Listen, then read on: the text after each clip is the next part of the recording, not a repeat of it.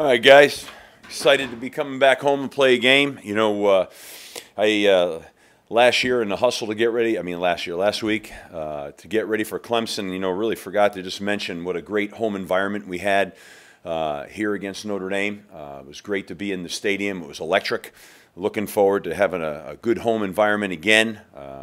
You know, on the road down to Clemson, we had a group of students and a group of fans that were down there that were really incredible in that environment. So I thought that was awesome. And I know our guys are looking forward to playing again home at our place. And, you know, I hope we have a fantastic crowd.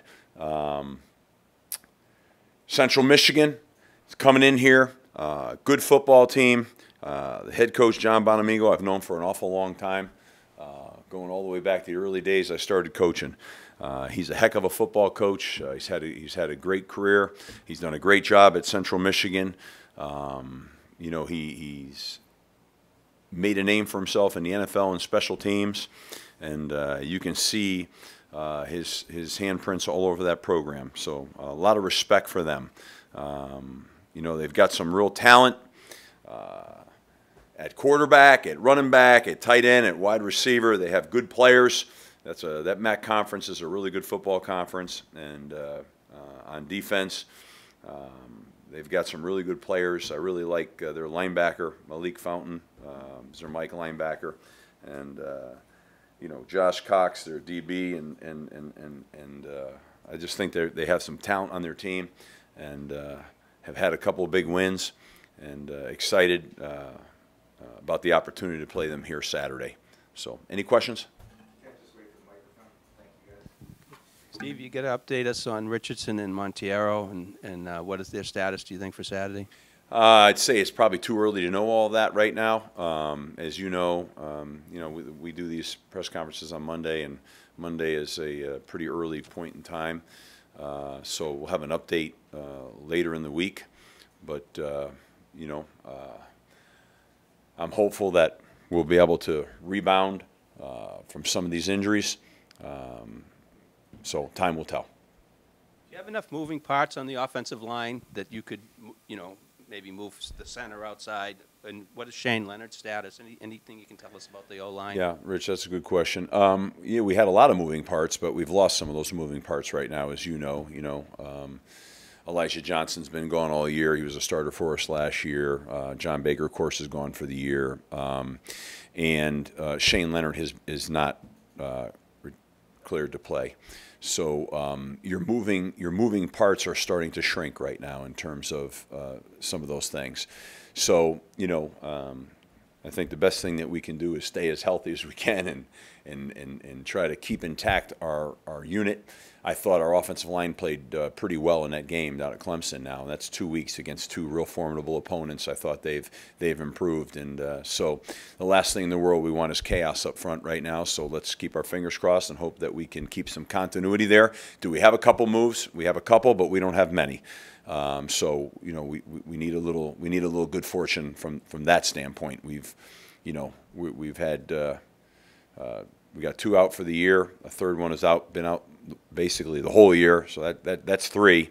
And so when you get a few more nicks and boo-boos, which you're bound to get, you know, you're into 4 and 5 now. So that is something you're hoping to avoid. I was kind of surprised. John Lamont had 7 tackles. Did he play better than I kind of noticed him? Or?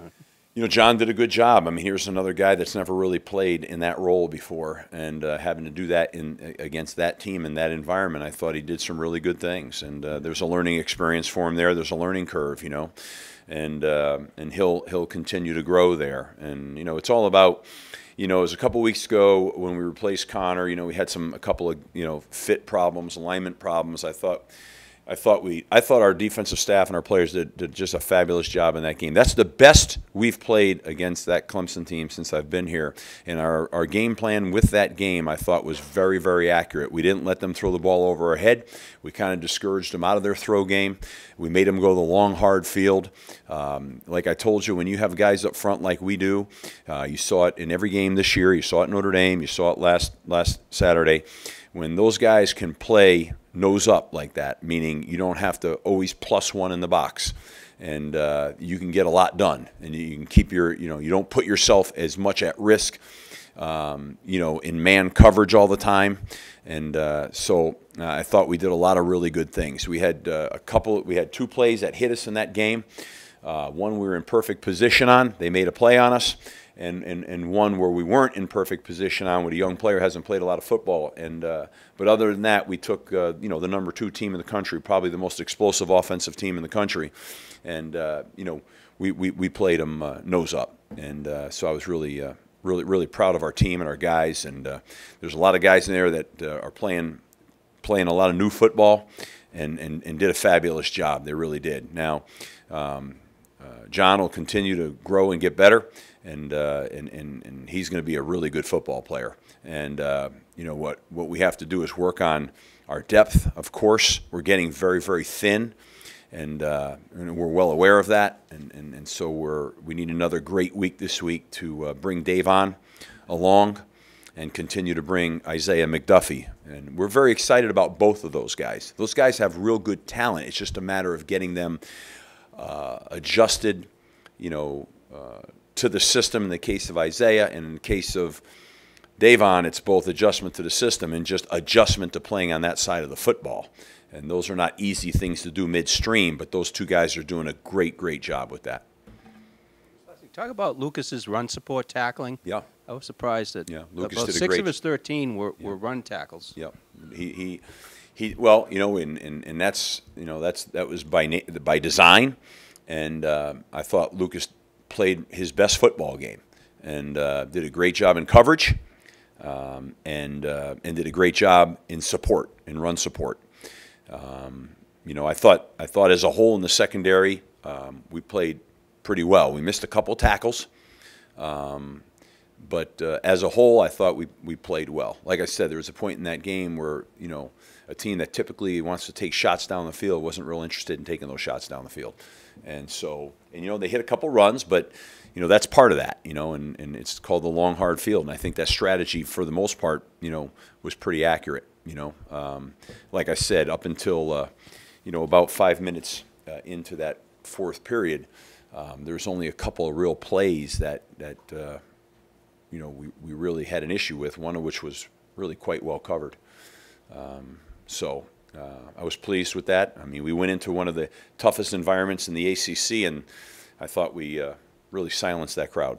And so there was a lot of things to be excited about, a lot of things to be proud of. Obviously, not winning the game is not what we strive for, but in terms of what we had to get accomplished there, I thought there was a lot of positives. Coach, just talk about the special teams play. Mike Knoll obviously excelled. Right. Mike, I think they put 6 punts inside the 10 or something like that. I thought our kickoff return unit did great. I thought our coverage unit, the one thing that happened to us at the end of the game was we let up that 1 punt return. And that was very uncharacteristic of us. In fact, we had the punt, we had that thing, corralled, if you will. But we had a couple of guys that probably were a little gassed at that point that we probably needed to substitute, and we let that one out, which was very uncharacteristic of us. But as a whole, I thought between I thought our punter did a great job. I thought our punt coverage, I thought our kickoff return, I thought our kickoffs were good. And I thought we did a great job in special teams. We had that one opportunity for the field goal early, and we just hit the upright. We were 6 inches wide on that one. But I thought it was a confident stroke, and that was a little bit pressing our limits right there. Distance-wise, we were right on the edge of that, but we had enough leg on the kick. We were just a little bit about 6 inches wide. Kind of got picked up in the wind a little bit, and we lost it at the very end. It looked like it was going through, and right at the end, it kind of came out a little bit. And in a close game like that, those are all important things. I mean, we certainly would have put us in a 10-7 game right into the final minutes of the 4th quarter in our favor. So, in those kind of games, you get a handful of opportunities to score. You're talking about one of the best defenses in America. Really good front end, really good back end. You're going to get about a handful of shots. We took advantage of a couple. We missed out on a few. And that's the difference in those styles of games. But I thought overall, Anthony Brown once again, handled the environment, handled the situation pretty well. I thought Ben Petrullo handled it pretty well. They're both two young guys at the apex of our offense right there. That this was another great learning experience for them. It's not easy in those environments, and I thought they, all in all, I thought they did a good job with that. And I thought, John Hillman and A.J. Dillon did a good job in the running game. I think we needed a little bit more consistency in our running game, and we needed to have a couple more connections in the throw game. I don't think our third down was particularly great. And there's a couple of things that put us into those down and distance too early. We dropped a snap early on when we had field position. And we had a couple other issues that skewed it. It's hard, Alabama against them didn't have a great third down percentage. That's hard to do against that defense, but we probably had an opportunity for a couple of three more good third down conversions, which could have made all the difference in the world for us. Just talk about how tough it is to convert on third downs in that type of environment. Well, it's difficult. Redshirt freshman quarterback. Yeah. Well, I think you're really talking about just the quality of who you're playing against right there. That back end, they talk a lot about the front end, but the back end is loaded with NFL players. I mean, there's not a great margin for error in that back end. They can run. They're physical run support players, but they can run in the back end in coverage. We had an opportunity early where we caught them in a breakdown in man coverage, and we weren't able to get the ball to Tom Sweeney, who was wide open. That was a critical play for us right there. And we would have put us down in around the 10-yard line. So we had a few opportunities in there. Those are things with a little bit more experience. Those are going to happen, and those are great learning experience for us. Because, like I said, against those kinds of teams, you have a very finite amount of opportunities, and you got to connect on those, and we weren't able to take advantage of enough of them. Some of them we did, but not enough. My last question. It looked A.J. Dillon, I think, had 18 carries, I believe. Are we going to expect to see more and more of him as the season progresses? Yeah, I mean, I think he and John together, you're going to see more. He's just getting up to, at this level, you're basically learning how to handle that conditioning load. It's that load that you have to carry where every snap, you got to be at your maximal with ball security and everything else. He's doing a fabulous job. He's going to be a great player here. I don't think there's any question about that. And I think each week, what you've seen us do is bring him along. And I think John Hillman's playing his best football, absolutely his best football. So we are and you need them all because, it's taxing. We play an up-tempo deal, and so you got to keep those guys got to stay fresh. The last thing you want to see is those guys get real fatigued. That's when things start to happen, especially when you're young.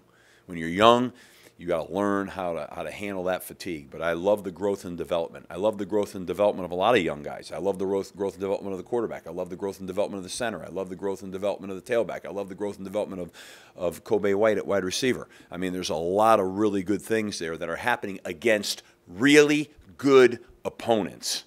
That's the other piece there that never wants to go under the radar. That's important. So coming into the game, you guys were averaging 87.3 blades per game. Yeah. Against Saturday, I think you guys ran 66. So was that a byproduct of just Clemson's defense, or was that the game plan going in? No, that wasn't the game plan. That was a byproduct of Clemson's defense. Our third down conversion wasn't where it should have been. So we weren't able to, keep the chains moving as well. But that's, we knew that could happen in that game. I mean, we had to be able to play that game and be able to sustain in that game. Our deal was, quite frankly, go down there, hit him in the face, play a real physical game. Okay, we did that. Our goal was to play great on defense, make them go the long field. We did that. Our goal was to be able to run the football. We did that at times, probably not consistently enough. Our goal was we were going to get a handful of opportunities in the throw game. We needed to capitalize them. Our goal was to have great field position. I thought we did that with our special teams, with our defense, and with our run game. We had pretty good field position in that game. Last thing you want to do is have poor field position against that team. That compounds your issues. So a lot of the things, and we wanted to play well in special teams. So I think a lot of the things we set forward to do, we were able to accomplish. Obviously, not the ultimate one, which was win the football game. And we had a couple opportunities in there. Like I said, I think it's fair to say we had a great opportunity to be at least, worst-case scenario, 10-7 deep into that fourth quarter. Our goal was to drag them into the fourth quarter. Drag them in, and then at that point, it's anybody's game. Well, we did that. Okay, we drug them pretty deep into the fourth quarter. And then at that point we had a couple issues. I think we have a little bit of a lack of depth right now, and I think fatigue set in just a little bit on us and caught us a little bit. So yeah, I'm looking forward to next week. Central Michigan, past 2 weeks, has given it 41 and 31. Offensively, you guys have moved the ball well, but haven't been able to finish on drives. So how important is it to put up some points this week? Yeah, I mean, I think what's really important here is to continue to develop. Each week I've come in here and I've said our goal is to get better every day, and our goal is to get better every week. And that's what we've done. And, again, against who we're playing. We're not playing – some of these people have this great opportunity to play some of these teams that are lesser teams. We're not doing that. But in the same vein, I think that's really going to help develop our football team right now. And I think we're getting better each week. We got to go out here and we've got to go out and play at the highest level that we're going to play against. And we got to come out, on fire. And I anticipate we will. There's a great attitude on our team and our locker room. Our players sense and understand that every week we get kind of hit sometimes with some unpredictable things like injuries and things that are pretty severe to us. And what we do is we digest that. We go to work. We develop it. Whatever errors we had, we fix. That's been our MO each week right now, and we continue to get better. I think we have the development right now of a really good football team in there. Now we've got to go out, and that's got to manifest itself and show both, offensively and defensively. We're speaking about offense, and we'd like to be able to go out here and move the ball effectively and be able to have, more and more explosive plays. But we're playing it. When you play the level of teams that we're playing, whether they're in our conference or out of conference in the MAC, we're playing very good football teams, and they come to play. And you've got to come out. You've got to have a great week of practice, and you've got to come into that football game, and you've got to go earn everything. And that's the mentality, and I think our kids fully understand that. That's not who we are right now. We got a lot of fight and a lot of scrap in us, and realize that we got a ton of football, and we got to take them 1 week at a time, and just continue to improve the areas that we need to improve in and adjust to the areas that we need to adjust in based on personnel changes. And I think we've done a really good job with that.